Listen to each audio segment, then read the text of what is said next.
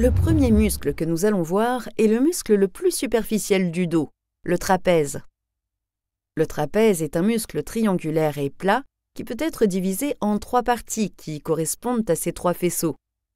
Un faisceau supérieur, un faisceau moyen et un faisceau inférieur.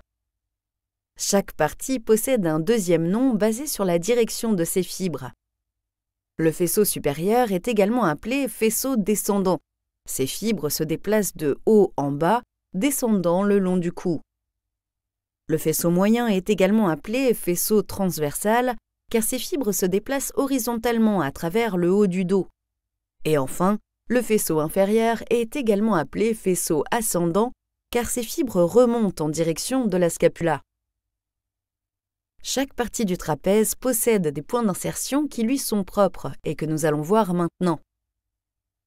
Le faisceau descendant prend naissance au niveau du tiers médian de la ligne nucale supérieure, au niveau de la protubérance occipitale externe et au niveau du ligament nucal qui chemine le long des processus épineux de la colonne cervicale.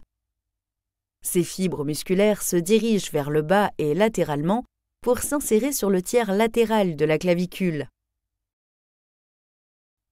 Le faisceau transversal prend naissance au niveau des processus épineux de T1 à T4. Les fibres s'étendent horizontalement pour s'insérer sur la partie médiale de l'acromion de la scapula ainsi que sur la crête supérieure de l'épine de la scapula. Le faisceau ascendant prend naissance à partir des processus épineux de T5 à T12 et monte vers le haut pour s'insérer sur l'extrémité médiale de l'épine de la scapula. Puisque ce grand muscle a autant de points d'origine et d'insertion, il peut réaliser un certain nombre d'actions. Les 3 faisceaux peuvent travailler ensemble ou séparément, résultant en des mouvements différents. Nous allons d'abord examiner l'articulation scapulothoracique, où la scapula rencontre la cage thoracique, et voir les actions que le muscle trapèze peut y réaliser. Lorsque le faisceau descendant du trapèze se contracte, il tire la scapula supéromédialement, ce qui entraîne son élévation. Ce sont les muscles que vous utilisez lorsque vous haussez les épaules. En revanche, si c'est le faisceau ascendant qui se contracte, les fibres musculaires tirent sur la scapula d'en bas, ce qui la déplace inféromédialement. Le faisceau transversal, quant à lui, en tirant médialement vers la colonne vertébrale, rétracte la scapula. La contraction simultanée de plusieurs faisceaux du trapèze peut également entraîner la rotation de la scapula. Et puisque ce muscle est attaché à l'os occipital, il peut également déplacer la tête.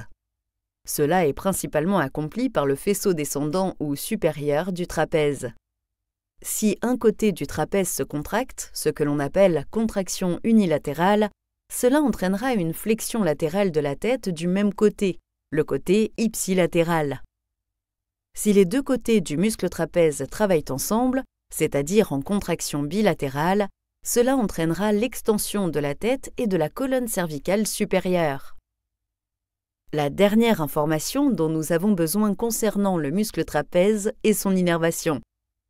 Malgré le fait que ce muscle s'étend sur une grande partie du cou et du dos, son innervation provient en réalité d'un nerf qui provient d'une région encore plus supérieure, le nerf spinal accessoire.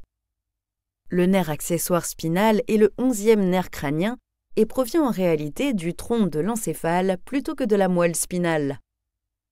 Les fibres sensitives au muscle trapèze proviennent des rameaux antérieurs des nerfs spinaux C3 et C4 par des branches du plexus cervical.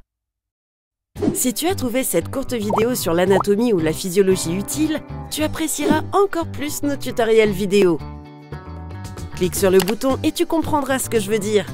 Nous avons des centaines de vidéos disponibles pour nos membres premium, sans parler de tous les quiz divertissants, nos articles complets et nos illustrations d'atlas pour consolider tes connaissances.